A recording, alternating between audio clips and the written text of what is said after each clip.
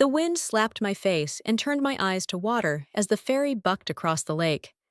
My fingers were locked around the cold metal rail because the deck felt slick and alive under my shoes, like it wanted to slide me right into that dark, churning gray. Behind me, Calvin said my name the way he used to when we were young, like a promise.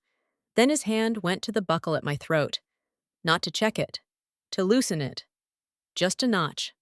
Just enough. And in that instant, with October rain stinging my cheeks and the lake roaring beneath us, I understood a truth so ugly it didn't fit in my mouth. My husband wasn't trying to keep me safe. He was making sure I wouldn't float.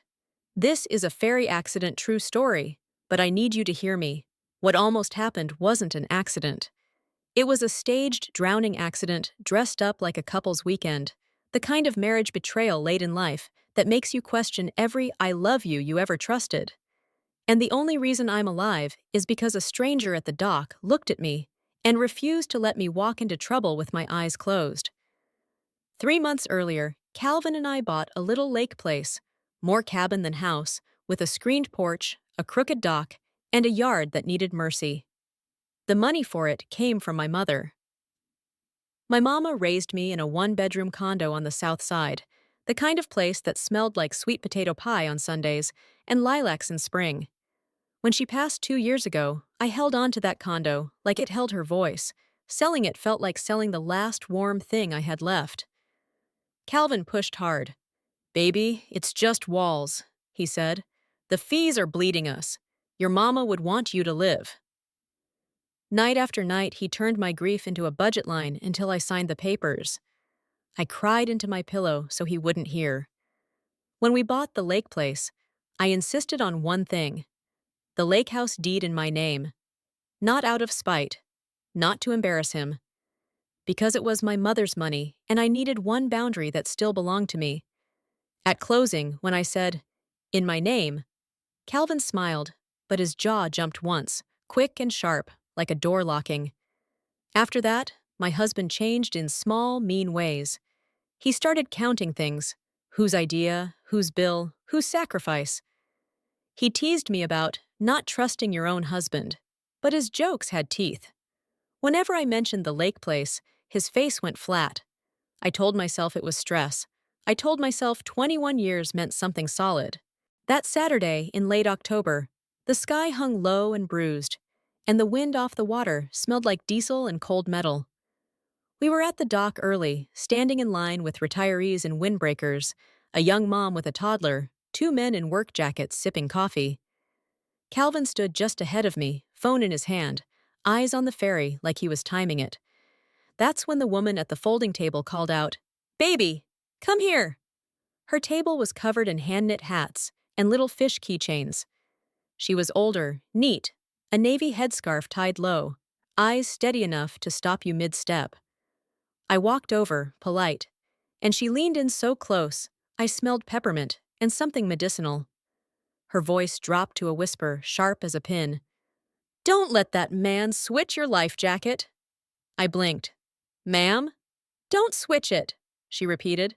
"And don't go out on the back deck with him." My throat tightened. "I don't even know you." "I know," she said, "but I know danger when it walks up smiling." I glanced back at Calvin. He was facing the water, acting like he hadn't heard, but his shoulders were stiff, too stiff for someone relaxed. The woman followed my glance and then looked at me again, like she'd already decided what kind of man he was.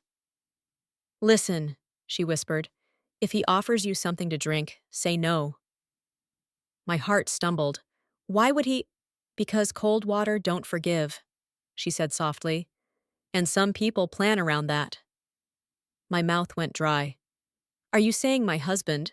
"I'm saying watch his hands," she cut in. "Watch his eyes. Watch how he keeps checking the time." She touched my wrist like she was checking a pulse. "And if he tells you you're being dramatic, don't apologize. That's part of it." I wanted to laugh. I wanted to walk away. But fear doesn't always come like a scream. Sometimes it comes like quiet truth your bones recognize. "What did you see?" I asked. "I've worked ER for decades," she said. I know the difference between a man who worries and a man who plans. Her eyes flicked toward my neck. That buckle under your chin? Some buckles don't hold right if somebody's been messing with them. Then she said the sentence that made my stomach drop, because the one you end up wearing won't keep you afloat. The boarding announcement crackled. People began shuffling forward. I stepped back like the air had changed. Calvin turned as I approached, smiling easy. There you are, he said. What did she want? In my head, a siren went off. In my mouth, a lie formed. Just tourist talk, I said. His eyes narrowed a fraction. Tourist talk? Weather, I added fast. His smile returned, but it looked painted on. Come on, he said, guiding me with a hand at my back. We're gonna miss our spot.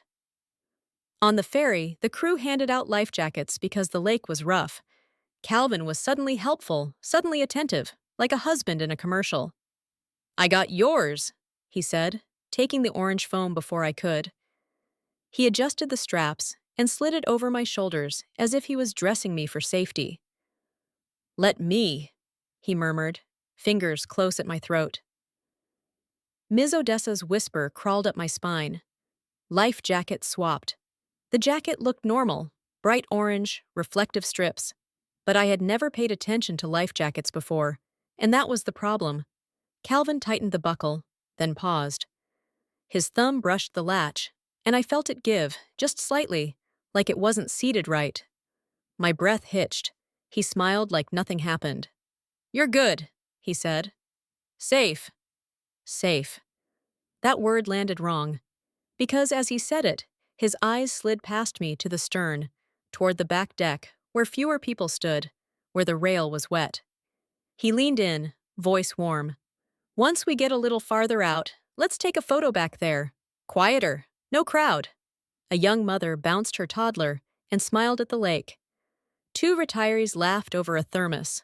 Normal people, innocent people, and my mind flashed, uninvited, to husband insurance fraud, like a headline, like a warning label.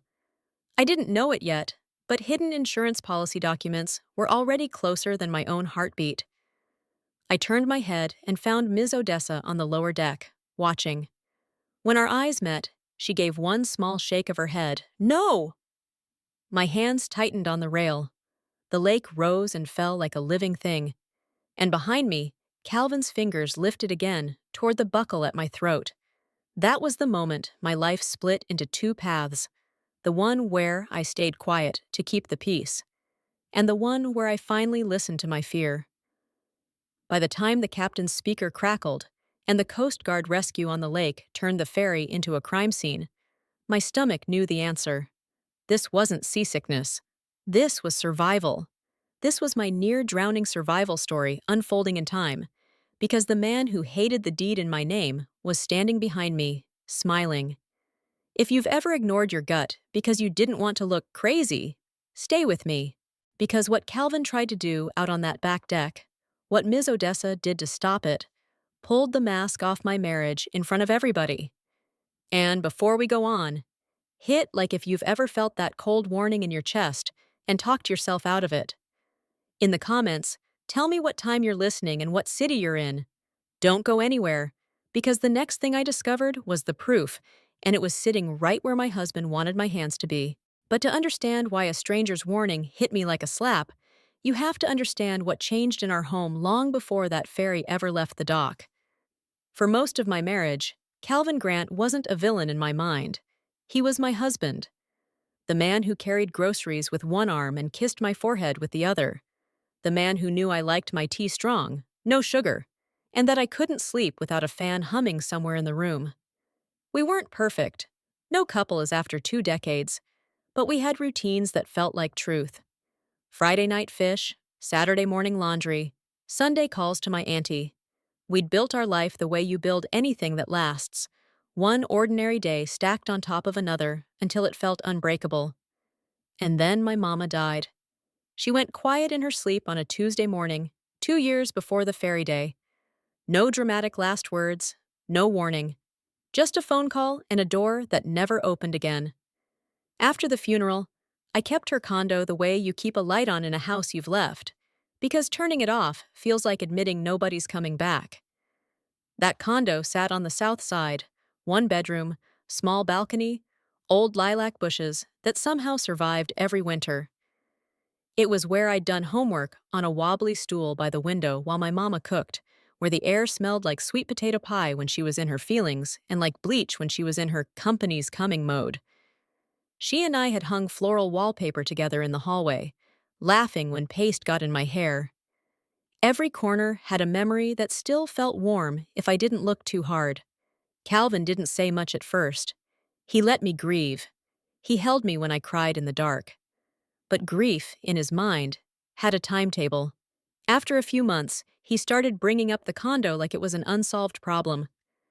"Baby, we can't keep paying those HOA fees forever," he'd say, flipping through bills like he was turning the pages of a sermon. "It's sitting there empty. That money could be working for us." I didn't want to hear it. I didn't want to be reasonable. I wanted my mama's place to stay exactly where it was, like a museum that proved she existed. Calvin pressed anyway. Every evening, the conversation came back around, sometimes gentle, sometimes sharp. He'd talk about retirement, about how we were getting older, about how we deserved peace. He'd say it like he was protecting me from my own emotions. And maybe part of him believed that.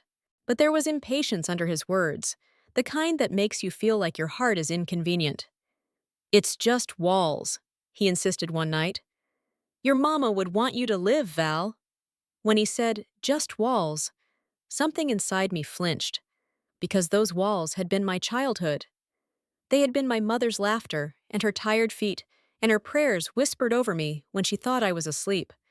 Still, he wore me down. Not with one big argument, but with 100 small ones, with the way he sighed when I hesitated, with the way he went quiet and made me feel guilty for holding on. In the end, I signed the papers. A young couple bought it, first baby on the way, excited and nervous. I told myself it was good, that the condo would hear laughter again, that the walls deserved another chance at joy. That night, I cried into my pillow so Calvin wouldn't hear, because I didn't want him to see how much I'd lost by agreeing with him. The check from the sale looked obscene in my hand, a number that couldn't possibly equal a person. Calvin called it a blessing. I called it a weight. He started talking about a retreat almost immediately, somewhere outside the city where we could breathe and plant something, where I could heal.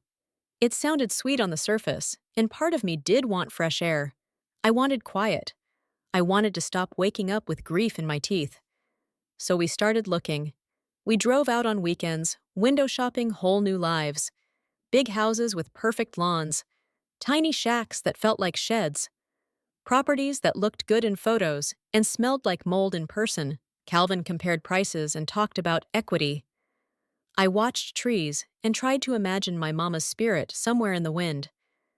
Then we found the lake place. It wasn't fancy, just a small cottage with a screened porch, a crooked dock, and a yard that needed work. The water sat out behind it like a sheet of metal, and an old maple leaned toward the porch like it was eavesdropping. Something about it made my chest loosen for the first time in months. It reminded me of the summers my mama scraped together enough money to take me down south, where you could hear crickets at night, and the world didn't feel so loud. "I like this one," I said, surprising myself with how sure my voice sounded. Calvin smiled. "I knew you would."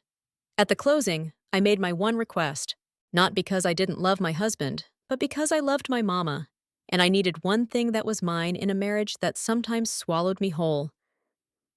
"I want the lake house deed in my name," I told the title officer. The woman behind the desk looked up over her glasses. "Just in your name, ma'am?" "Yes," I said, and I didn't look at Calvin when I said it. "In my name." For a second, the room went quiet. Calvin didn't argue. He didn't raise his voice. He just sat there with his smile fixed on his face, like a photograph. But I saw his jaw jump once. I saw the muscle in his cheek tighten. And when he finally spoke, his tone was too light. "Do what you want," he said.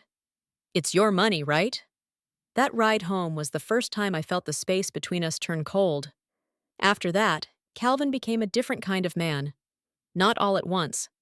Not enough that I could point to one moment and say, "There!" That's when the marriage broke. It was gradual, like a leak you ignore until the ceiling caves in. He started nitpicking. Dinner was too salty. Towels weren't folded right. The living room looked cluttered. Things he'd never cared about suddenly mattered. And whenever the cabin came up, his face would harden like stone. I suggested planting herbs by the porch, something my mama used to do. Calvin snapped so fast my words barely landed. "Enough about your mother," he said. "She's gone, Val. Gone. You keep clinging to the past like it's going to change something." I stood there with my hands full of dishwater and couldn't find a response. Not because I agreed, but because his cruelty came from nowhere, and I didn't know how to defend myself against a person I didn't recognize. A week later, I overheard him on the phone. It was early Sunday morning, the kind of morning when the world is quiet enough to hear your own thoughts. I'd padded down the hall to start the kettle, and the living room door was cracked. Calvin's voice slipped out, low and sharp. "She put it all in her name," he said. "All of it. Like I'm nobody. 21 years together and she's acting like I'm some hustler." There was a pause, and then he muttered, Yeah, I know what I'm saying." My face burned, not because I'd been caught, but because I'd been reduced.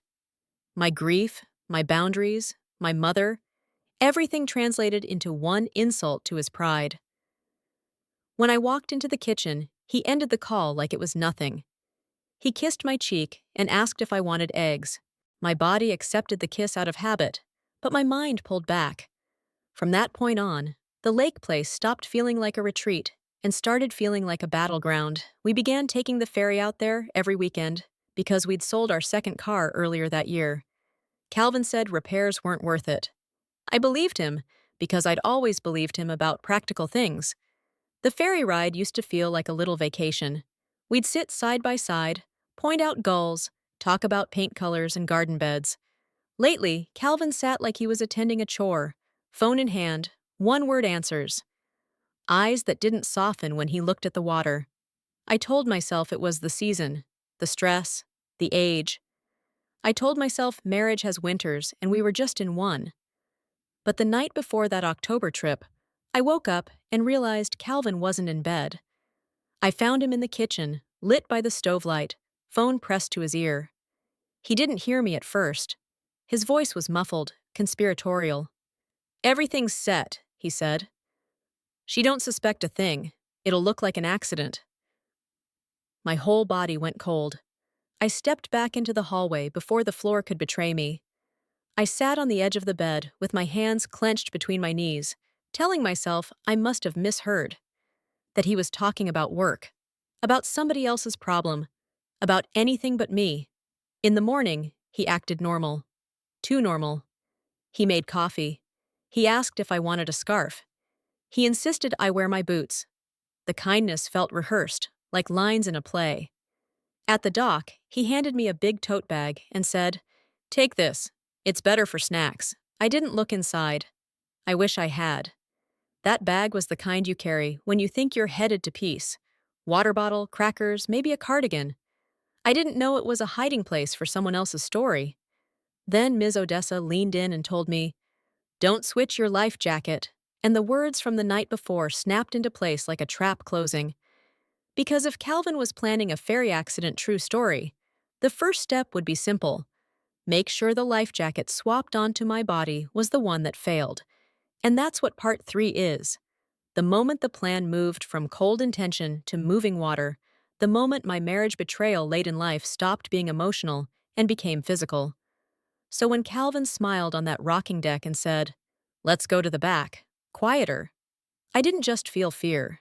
I felt the shape of a staged drowning accident forming around me, and I finally understood what hidden insurance policy documents were really worth to him. The ferry's horn groaned like something wounded, and the sound rolled over the water and into my ribs. It wasn't loud in a playful way. It was low, heavy, final, like a door shutting behind you. Calvin stood close, one hand on the rail, the other resting near the buckle at my throat as if it belonged there. His smile was easy. His eyes were not. "Let's go to the back deck," he said again, tilting his chin toward the stern. It'll be quieter. You'll like the view. The lake in October didn't look like a view. It looked like a warning. Gray on gray, chopped by rain, the surface broken into restless scales.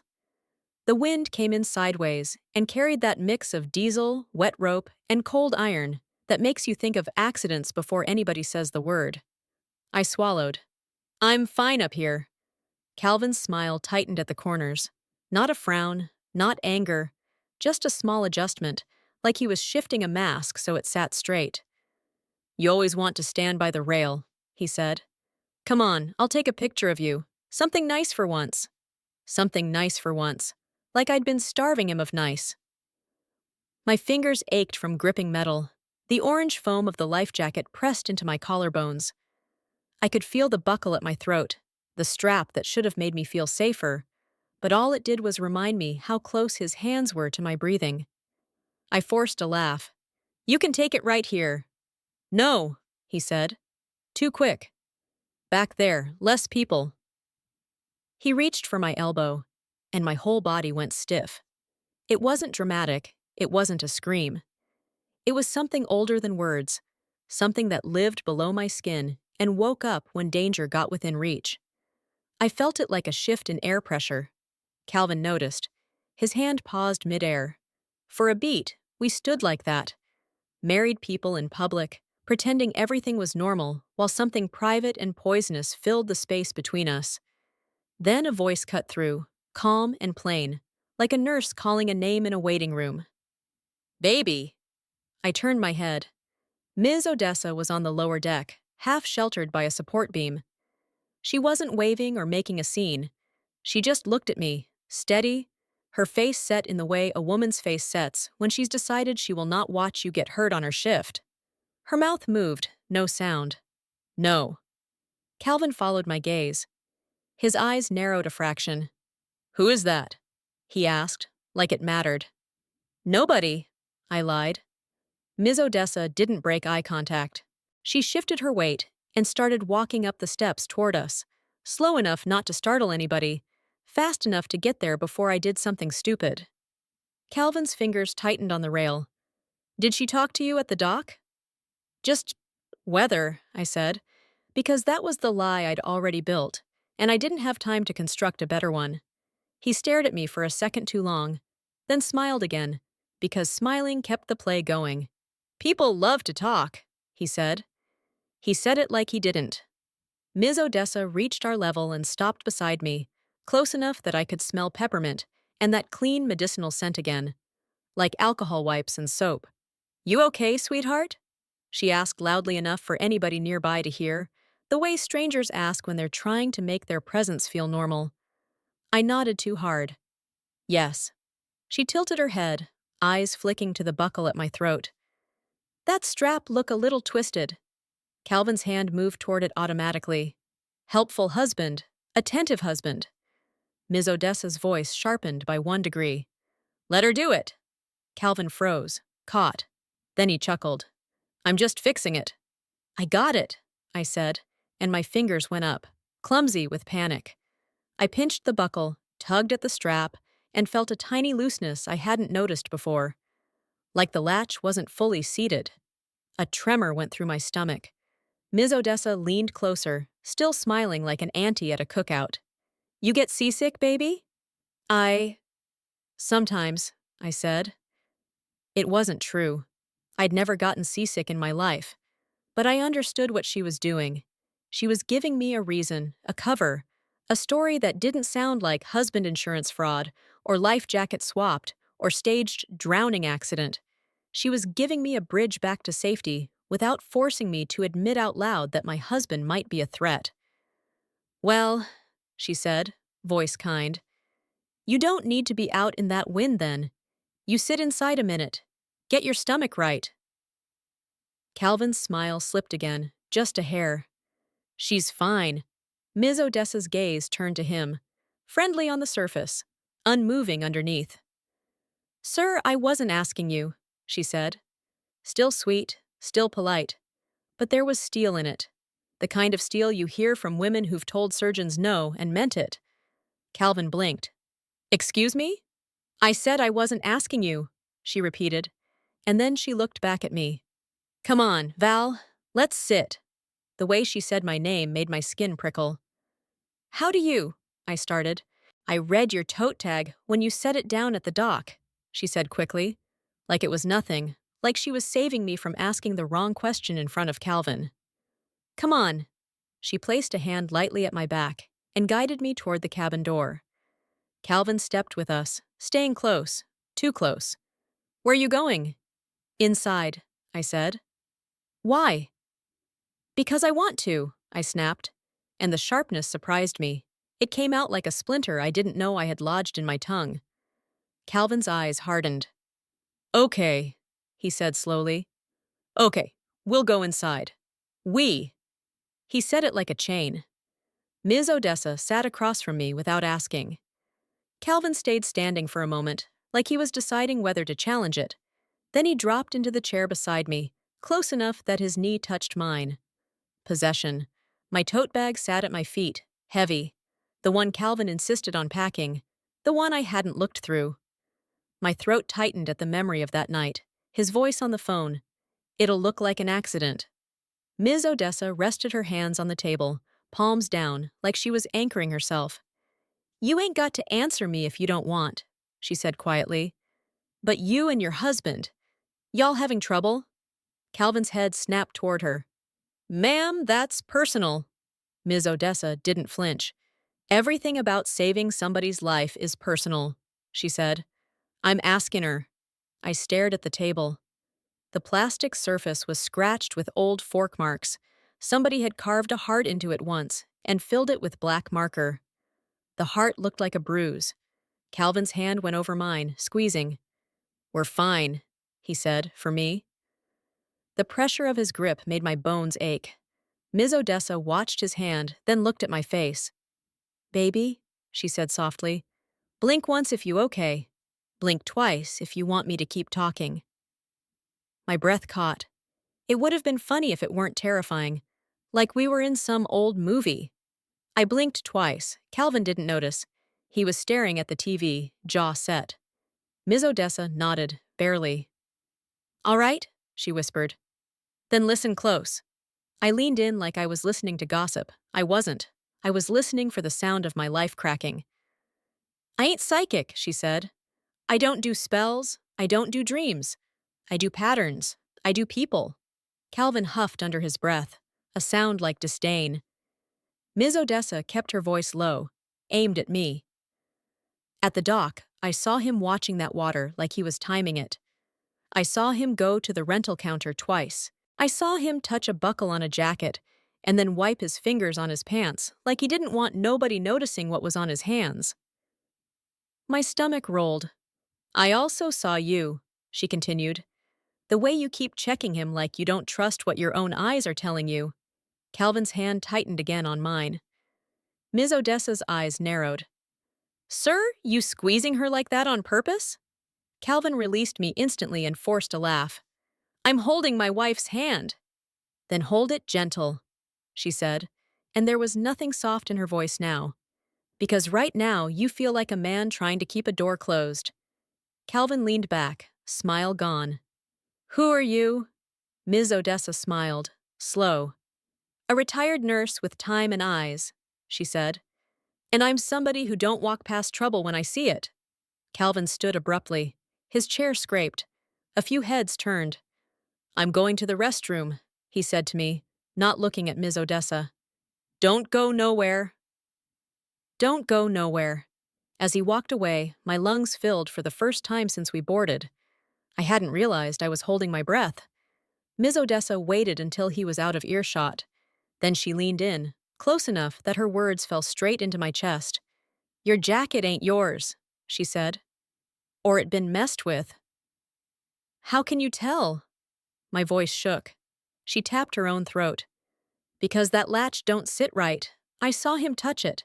And because you got that look in your eyes. What look? The look women get right before the ambulance, she said simply. I pressed a hand over the buckle at my throat. The plastic felt cheap. The strap felt slightly frayed where it shouldn't. But why would he? I couldn't finish the sentence. My mouth refused. Ms. Odessa's gaze softened, but only a little. Baby, I don't know y'all's story, she said, but I've seen spouse betrayal true story after spouse betrayal true story in my day. Folks do ugly things for money, for pride, for fear.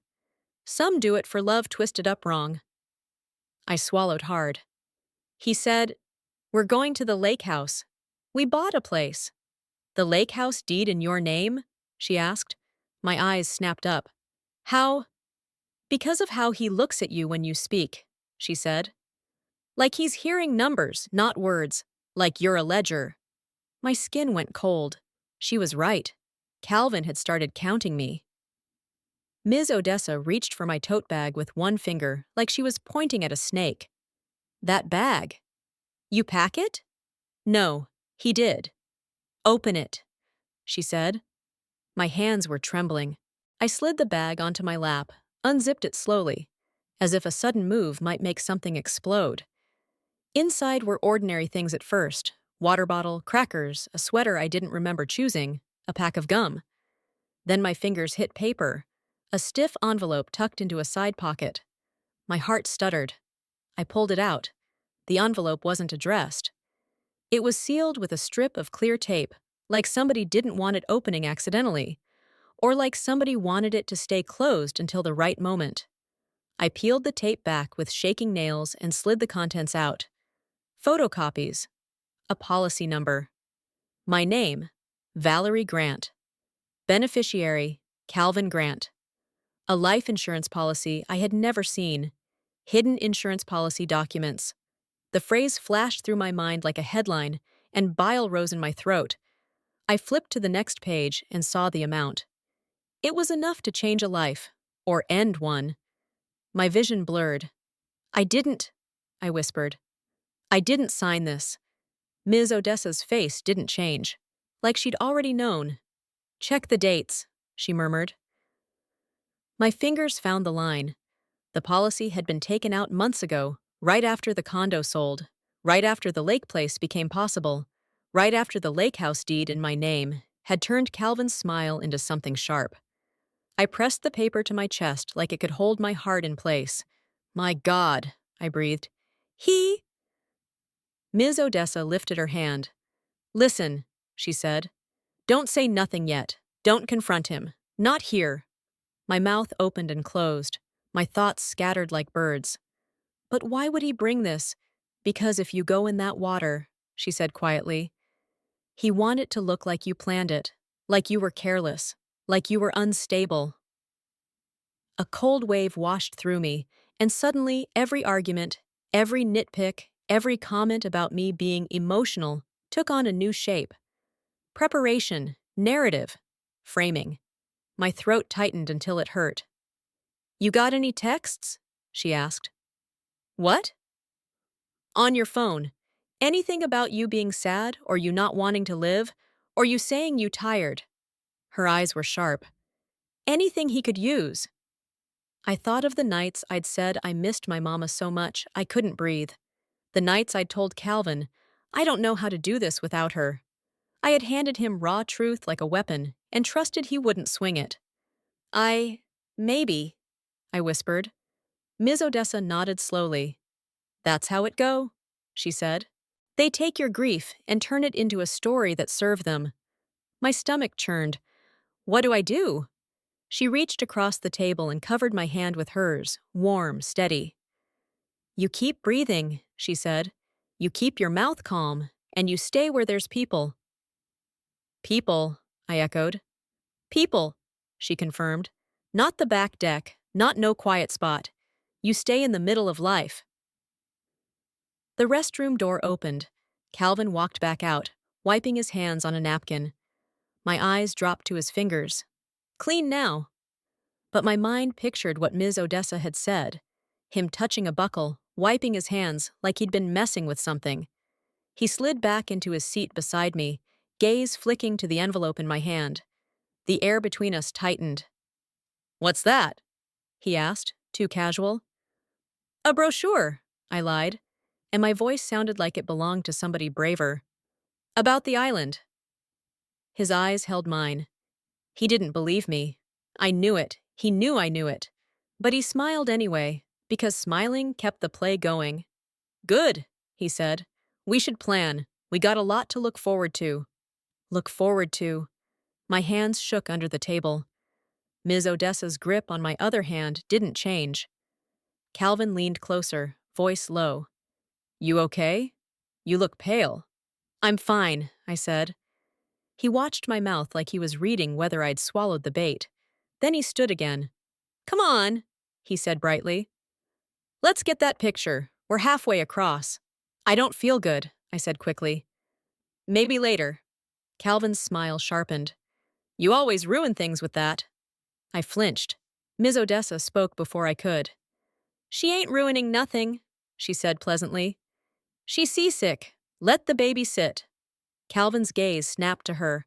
For a moment, something dark moved in his eyes. Anger, calculation, the crack of a mask. Then he laughed. You're really invested, ma'am. Ms. Odessa smiled back. I'm invested in people staying alive, she said. Calvin's jaw jumped again. He leaned down to me, voice soft enough to sound loving, sharp enough to be a threat. Val, he murmured.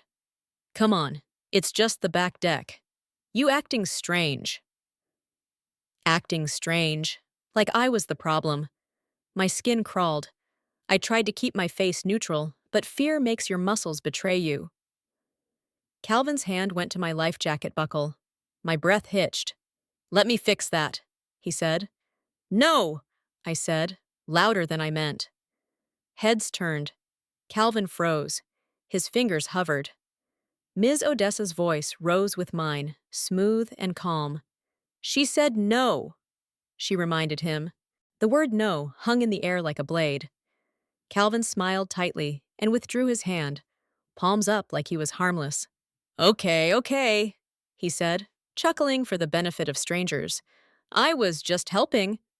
I forced a laugh that sounded thin. I'm fine, I repeated. Calvin's eyes scanned the room. Who was watching? Who wasn't? Then he leaned in closer, so close his breath warmed my cheek. Let's talk outside, he said softly. Just us. Just us. My stomach dropped. Ms. Odessa stood at the same time I did. I'll come, she said. Calvin's head snapped up. Excuse me? Ms. Odessa's smile didn't move. She looked like she need a chaperone, she said, and it sounded like a joke to anybody else. To me, it sounded like a lifeline. Calvin's eyes flashed. For a second, I thought he might grab my arm and drag me anyway. Then he looked around again. Too many witnesses, too many phones, too much daylight. He exhaled through his nose and nodded. Fine, he said. All of us. We stepped back out onto the deck. The wind hit like a slap. Rain stung my lips.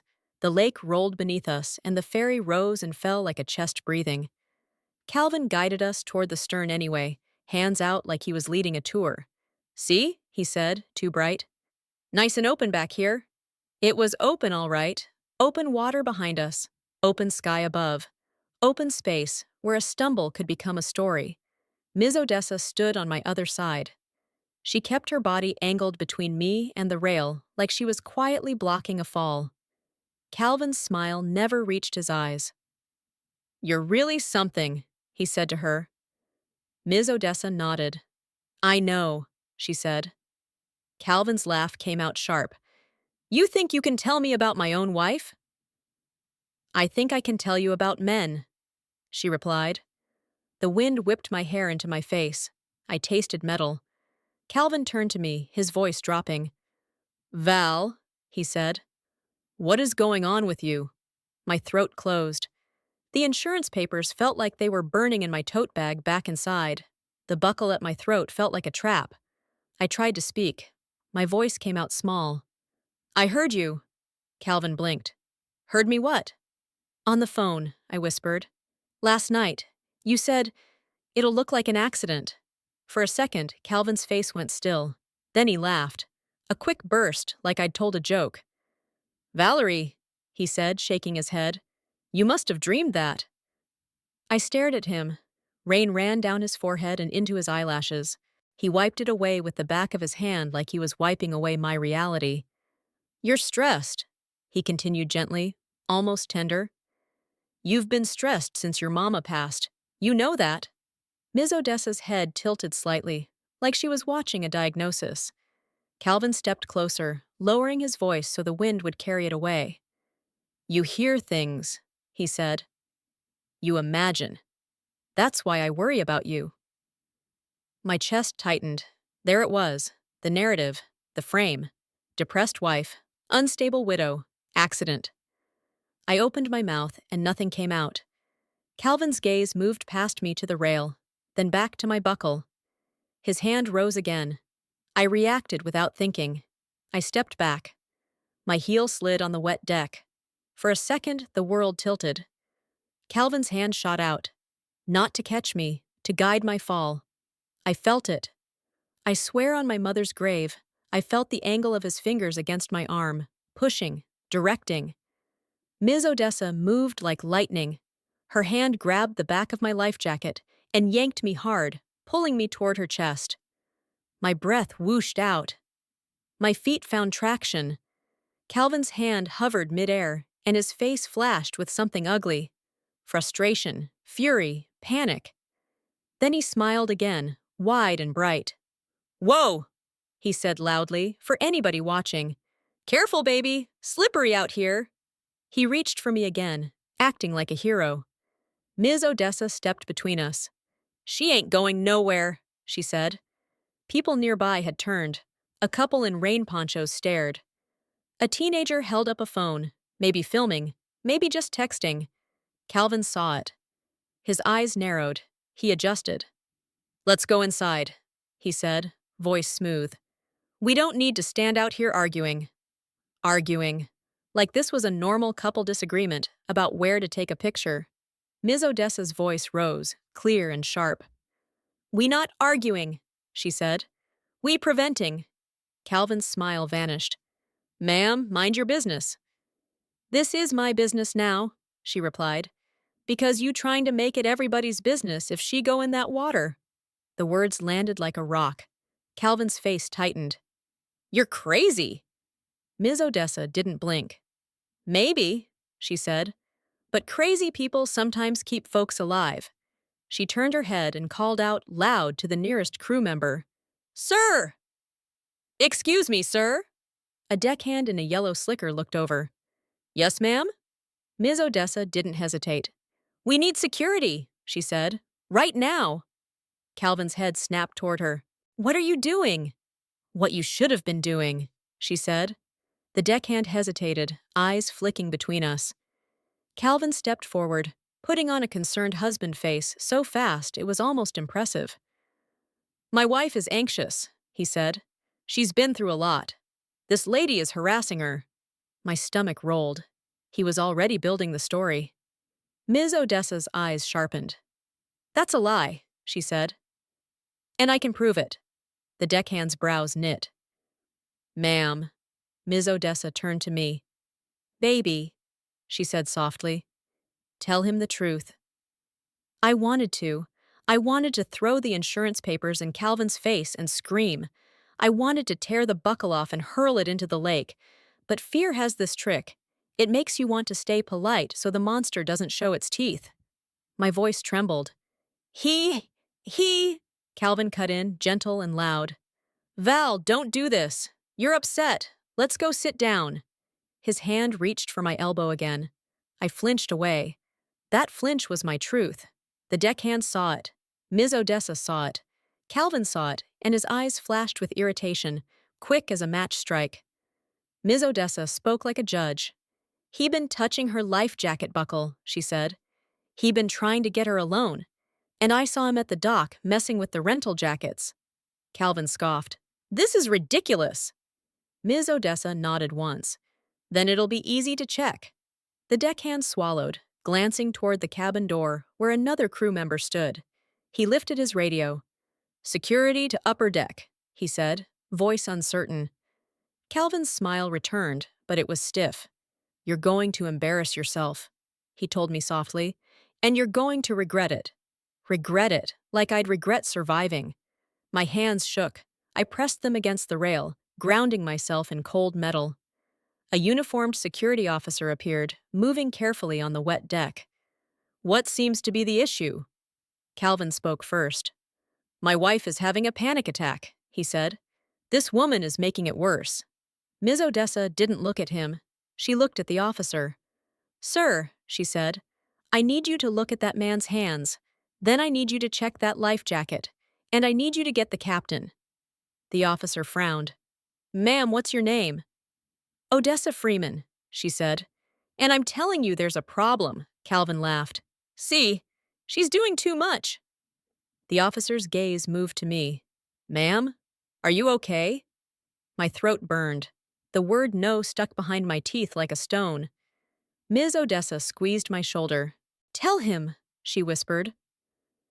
I inhaled and my voice finally broke free. "I don't feel safe," I said. Calvin's head snapped toward me. "Valerie, I said I don't feel safe," I repeated louder. The officer's posture changed. A subtle shift. His job kicked in.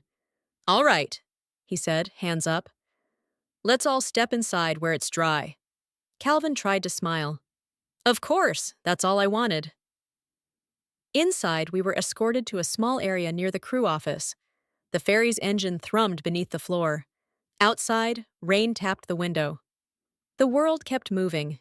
The officer asked for my ID. Ms. Odessa gave hers too. Calvin looked annoyed, like being asked for identification was an insult. "Is there any reason you feel unsafe?" the officer asked. My mouth opened. Calvin answered. "She's grieving," he said smoothly. "Her mother passed and she gets episodes." I stared at him. "Val," he murmured, like he was pleading. "Don't do this." Ms. Odessa leaned in toward the officer. "Sir," she said. "Ask her, not him." The officer nodded. "Ma'am?" I swallowed hard. "I overheard him," I said. "Last night. He said something about making it look like an accident." Calvin shook his head slowly, like I'd disappointed him. "Baby, you took that wrong." Ms. Odessa's voice cut through. "And I seen him at the dock," she said. "He went to the jacket counter twice. He touched a latch. He wiped his hands. That ain't normal." The officer's brows knit. "Sir," he said to Calvin, "did you handle any safety equipment before boarding?" Calvin spread his hands. "No, I rented a jacket like everybody else." Ms. Odessa nodded slowly. "Then it'll be easy to check the rental record," she said. "And it'll be easy to check her jacket." Calvin's eyes hardened. "This is a witch hunt." Ms. Odessa laughed softly. No humor. "Call it what you want," she said. "I call it prevention." The officer glanced at another crew member and murmured something. The crew member left. I remembered the envelope in my tote bag, still inside the main cabin area. My stomach clenched. "The papers," I whispered. Ms. Odessa's eyes flicked to me. "You got something?" "In my bag," I said. "Insurance. A policy." Calvin's face changed. Not much, but enough. Like a curtain shifting. "What insurance?" he asked, too fast. The officer's gaze sharpened. "Ma'am?" I nodded, dizzy. "In the tote bag. He packed it." Calvin stepped forward. "That's personal information," he snapped. "This is ridiculous." The officer held up a hand. "Sir, step back." Calvin stopped, jaw tight. A crew member returned with my tote bag. My hands shook as I unzipped it and pulled out the envelope again, sliding the photocopied pages onto the little counter like evidence at a trial. The officer read. His face tightened. "Beneficiary is you," he said, looking at Calvin. Calvin forced a laugh. "So, couples have insurance." "I never saw it," I whispered. "I never signed anything." Calvin's eyes widened, offended. "That's a lie." Ms. Odessa leaned forward. "Sir," she said to the officer, "look at her signature line. Tell me that's her handwriting." The officer studied it. He looked at me. "Ma'am, is that your signature?" My throat closed. No, I croaked. Calvin's face went blank. The officer stepped back and spoke quietly into his radio. Captain to crew office. Potential safety issue, he said. Calvin's voice turned low, urgent. Val, he said, you are ruining our life. Ms. Odessa's gaze turned hard. No, she said. She's saving it. The captain arrived, a broad-shouldered man with a lined face, the look of someone who'd seen water take people. He listened, eyes moving between us, then asked one question that cut straight through Calvin's performance. Why would you want her on the back deck in this weather? He asked. Calvin blinked. For a picture. The captain's eyes narrowed. The back deck is restricted during heavy chop, he said flatly. We've got a sign up. Calvin's mouth opened, closed. The captain turned to a crew member. Check that sign. Is it up? It is, the crew member said. Been up since morning. Calvin's face tightened again. Ms. Odessa spoke softly. He trying to isolate her, she said. The captain's gaze went to my life jacket. Ma'am, he said to me, do you mind if we inspect your jacket?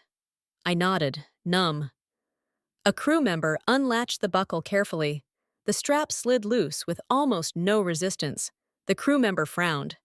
This latch is worn, he muttered. He tugged on it. The plastic flexed in a way it shouldn't. Ms. Odessa's voice was quiet but firm. That latch would pop open if she hit water, she said. Calvin scoffed. You don't know that. The captain held up the latch and looked at Calvin. Sir, he said, did you exchange this jacket for another one at any point? Calvin's eyes flicked to me, then to Ms. Odessa. No. The captain nodded slowly. Then we'll pull the rental logs and check the jacket ID, he said. And until then, nobody goes on deck.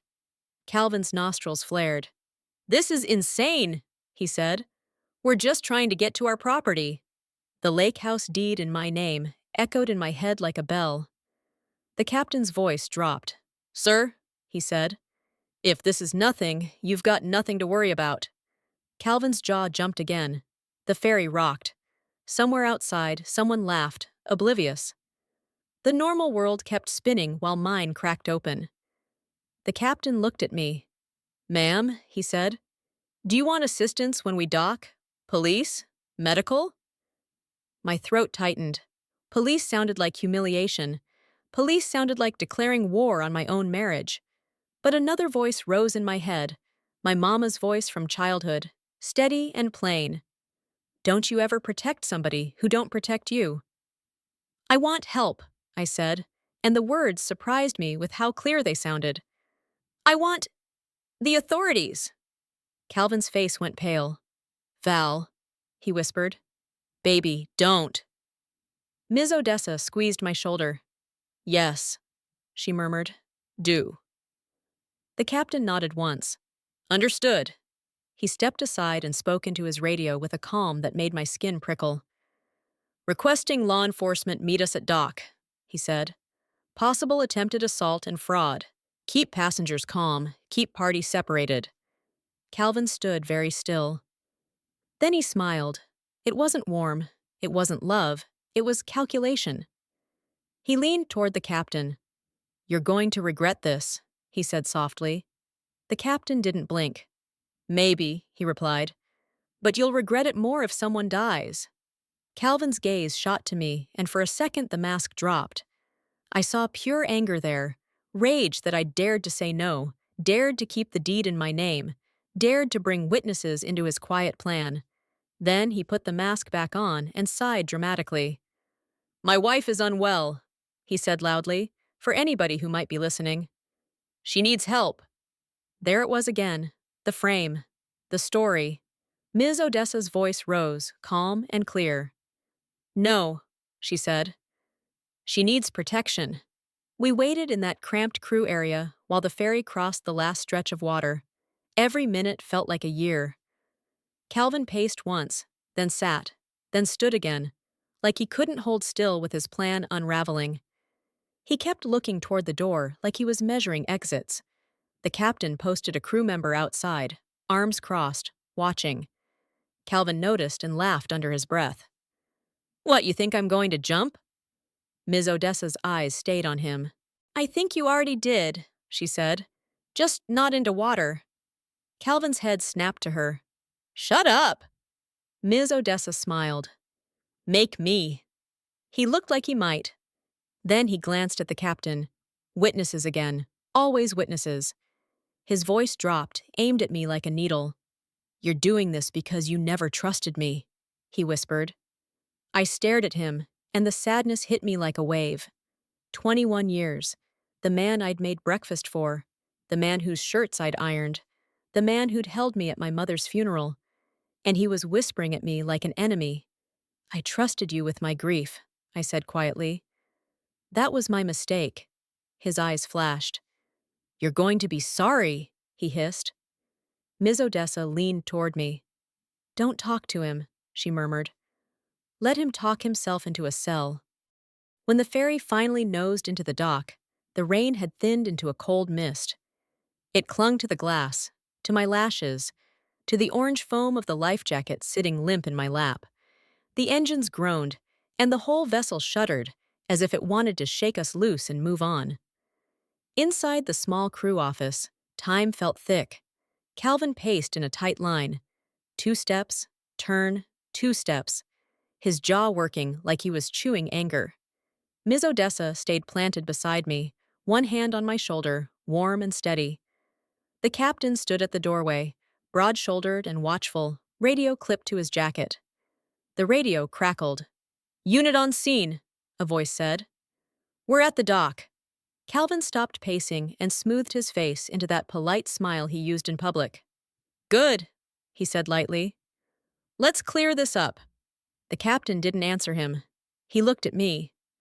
Valerie, he said, when we open this door, you stay with Ms. Freeman and with my crew. You hear me? I nodded because my throat was too tight to form words. The door opened and cold air rushed in.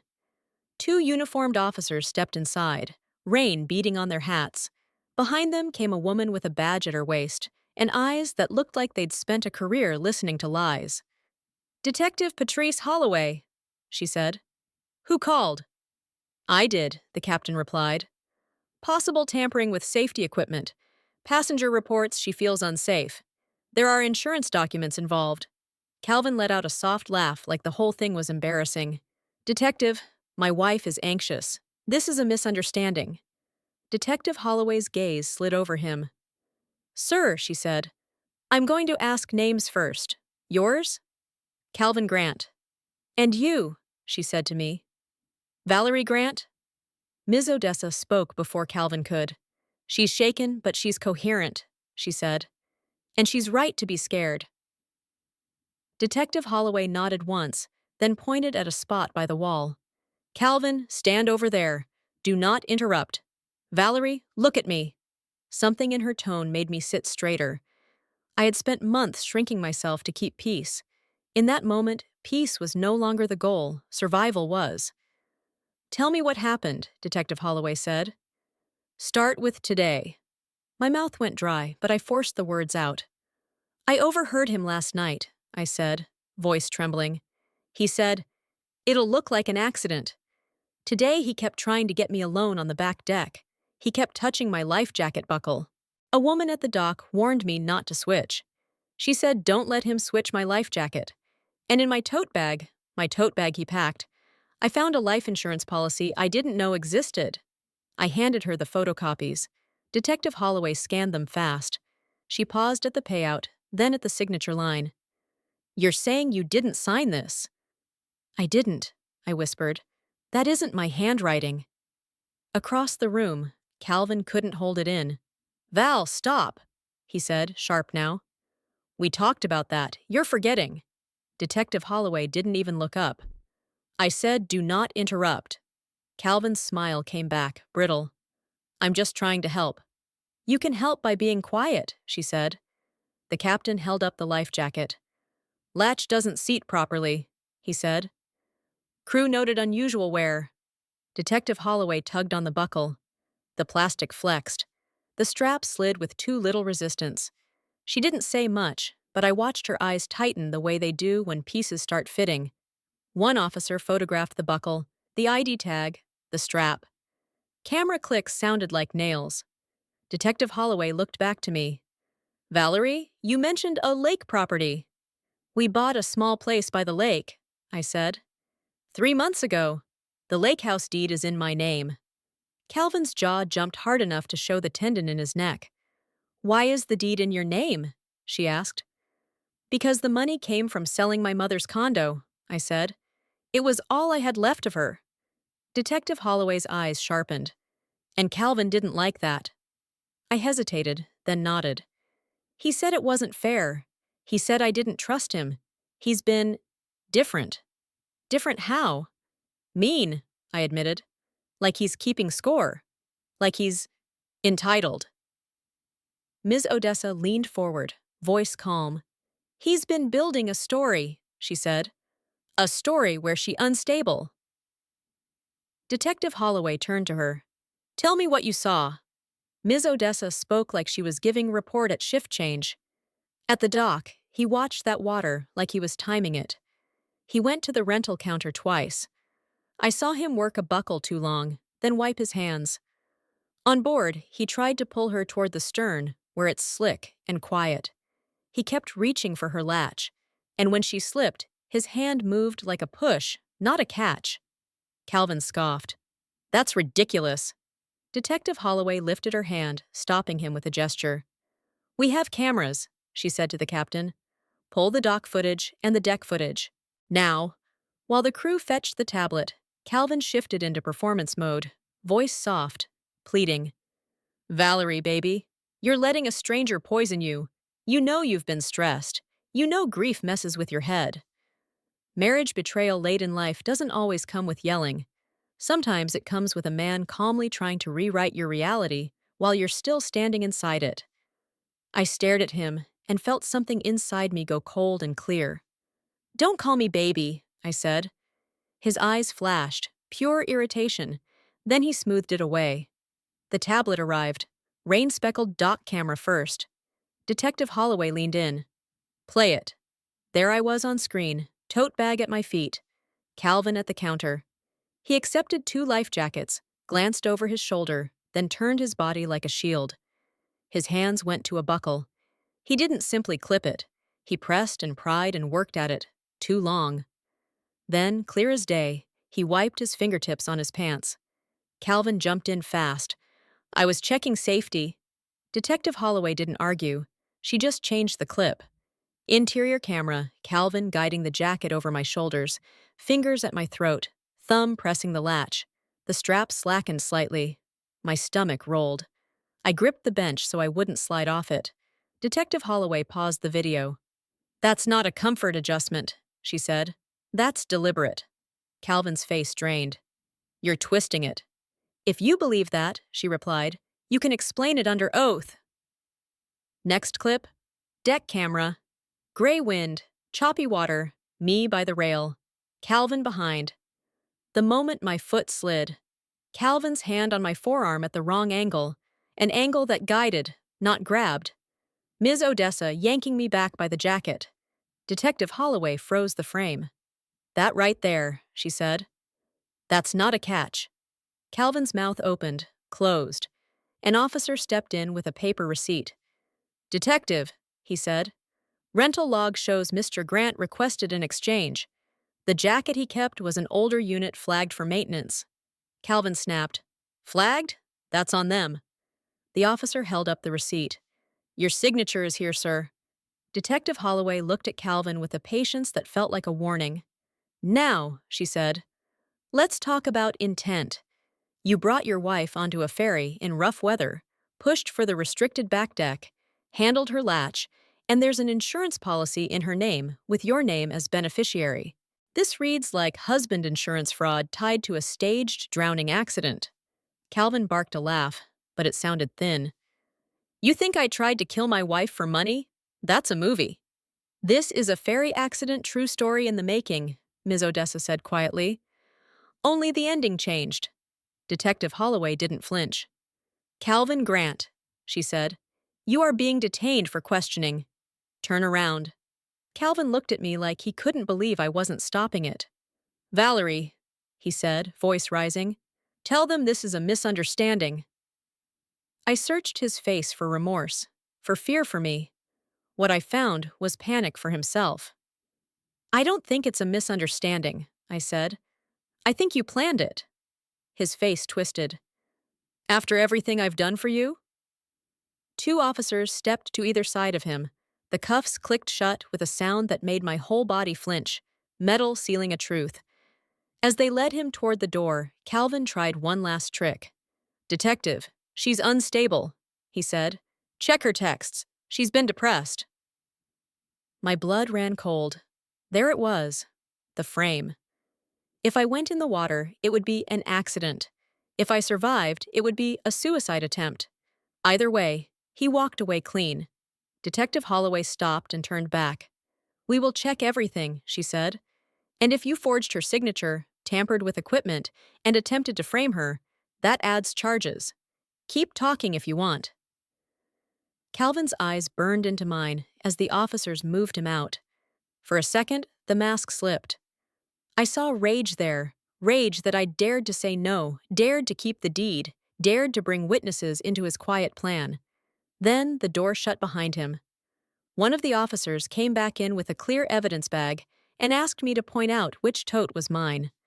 My hands were still shaking as I nodded toward the canvas bag, and he slid it inside without digging through it, sealing it like a promise that the truth would stay intact. The captain repeated the jacket's ID number and explained, in plain language, how a worn latch can pop under shock, how a sudden splash and a heavy jacket can turn almost fine into gone. Detective Holloway asked if I had any recent emails about insurance, any bank statements showing premiums, any messages where Calvin talked about the ferry or the weather. I told her I could pull everything from my phone, and Ms. Odessa offered to sit with me while I searched, because my hands were shaking too hard to scroll straight. One officer muttered that if Ms. Odessa hadn't stepped in, this might have turned into a Coast Guard rescue on the lake. Hearing that phrase made my stomach flip, because I could see it. Sirens, blankets, reporters, and Calvin practicing grief. And I realized he'd rehearsed that role long before today. The room tilted. My legs went weak. I sat down hard, suddenly aware that my body had been running on pure adrenaline. Ms. Odessa knelt beside me, her hand covering mine. Breathe, she whispered. You still here. A sob tore up my throat. I pressed my fist to my mouth and tried to swallow it down, but grief doesn't ask permission. Detective Holloway crouched in front of me. Valerie, she said, right now you are a victim and a witness. We'll need a formal statement. We'll send these documents for handwriting analysis, and we'll notify the fraud unit. Do you have somewhere to go tonight that he can't access? Home, our apartment, his keys, his voice in every room. No, I whispered. Ms. Odessa lifted her chin. She can come with me, she said. I got a spare room. Detective Holloway studied her, then nodded. All right. Valerie, do not go back alone. Change your locks. Freeze credit if needed, and do not answer calls from him. If he contacts you, call us. When we stepped off the ferry, people were waiting at the dock, curious, whispering. I kept my eyes down, but I felt their stares like needles. A young mother stood nearby with a toddler bundled against her. The child looked at me with serious eyes. Lady, he said loudly, you still here? Something cracked and softened at the same time. I crouched a little. Yeah, I whispered. I'm still here. Across the lot, Calvin was guided into a patrol car. The door shut. The car pulled away into the mist. The lake kept moving. The ferry kept unloading. The world kept pretending nothing happened. But inside me, something had shifted. The part of me that used to apologize first went quiet. In its place was a new, steady voice. You were warned, you listened, you survived. Ms. Odessa threaded her arm through mine. Come on, she said. Let's get you warm. As we walked toward her car, I glanced back at the water one last time. I pictured the version of this day that almost became real. Life jacket swapped, buckle popping open, my body sinking while Calvin practiced grief. I pictured headlines, sympathy, money, and the lake house deed in my name passing into his hands like a prize. The mist chilled my face, but I was alive, and for the first time in a long time, the air in my lungs felt like it belonged to me. That night, I didn't go home. Home was still our apartment, our dishes in the sink, our shoes by the door, our framed photos smiling like lies. Home had his keys, his scent, his voice, trapped in the drywall.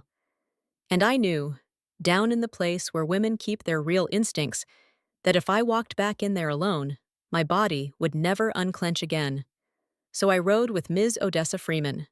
Her car smelled like peppermint gum and clean laundry. The heater worked too well, blowing warm air that made my hands tingle as feeling returned. I sat in the passenger seat with my tote bag on my lap like it was a life raft, watching streetlights smear across the wet windshield. We didn't talk much at first. Trauma fills your mouth with cotton. Every thought comes slow, like walking through deep water. When we reached her building, an old brick place with a buzzing entry door and a narrow stairwell, she didn't ask if I was okay again. She didn't make me perform gratitude. She simply unlocked her apartment and said, "Come on in, baby. Shoes off if you want. Bathroom's down the hall. I'll put the kettle on." Her place was small, but it held warmth the way my mother's condo used to. Plants lined the windowsills, family photos in simple frames.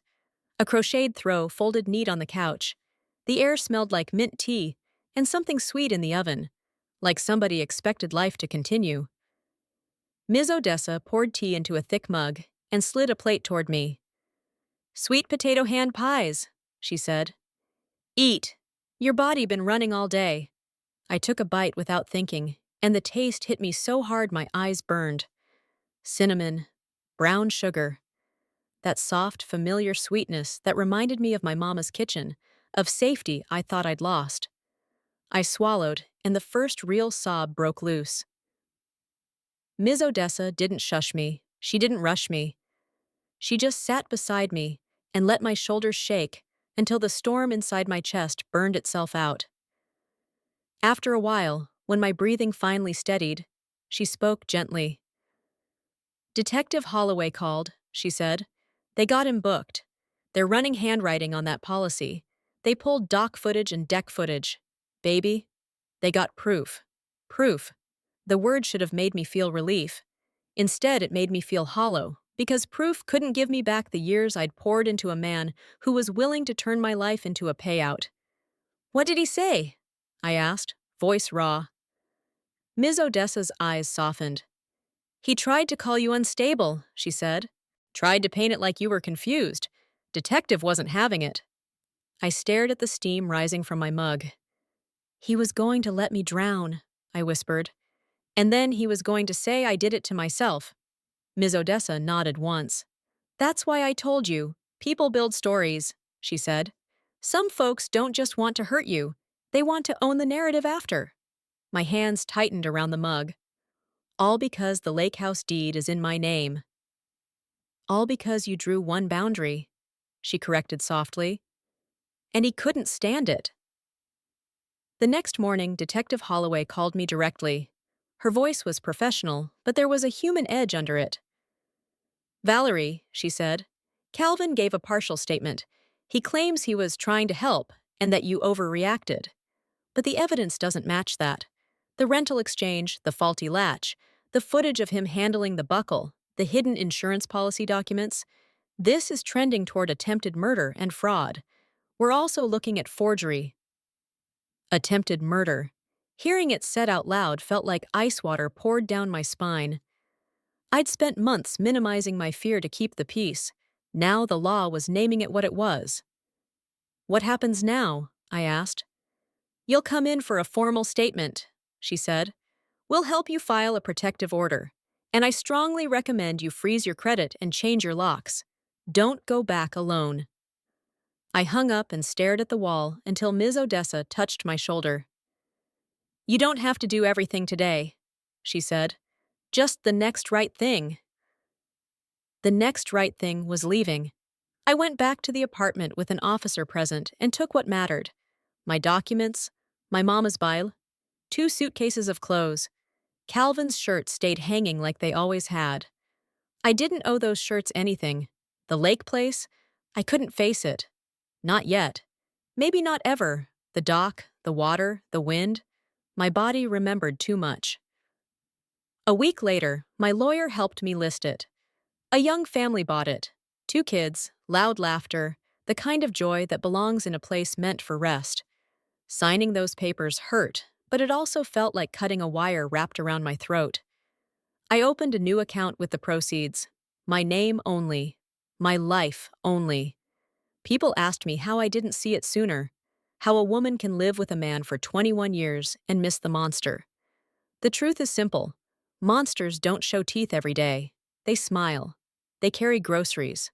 They say baby while them see ingredients measuring your worth. But here's what I know now. If your gut goes cold, listen. If someone keeps insisting you're dramatic, ask yourself who benefits when you stay quiet. And if a stranger warns you in a moment that could save your life, don't be too proud to take the warning. Because this ferry accident true story didn't end with a Coast Guard rescue on the lake. It ended with me still breathing, and that is everything. If you made it this far, thank you for sitting with my story. Hit subscribe so you don't miss the next one. Like the video if you believe survival is a kind of victory. And in the comments, tell me where you're listening from and what time it is, because I want to know how far this message reaches. There are 2 more stories on your screen right now. Tap one, and let's keep going together. Much love.